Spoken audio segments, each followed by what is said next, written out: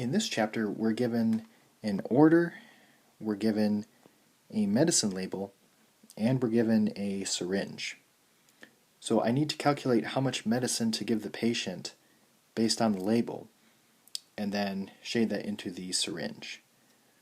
So I need to set up a proportion, and the strength is 1,000 units per ml.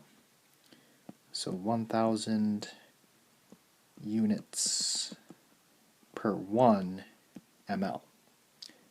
And the order is coming in at 500 units.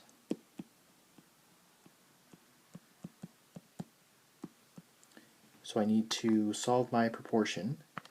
1 times 500 divided by 1,000, and we get x is equal to 0.5 mLs. So let me write that up here, and then I need to mark that on the syringe. So that's going to be right there, and then I just need to shade it. There we go.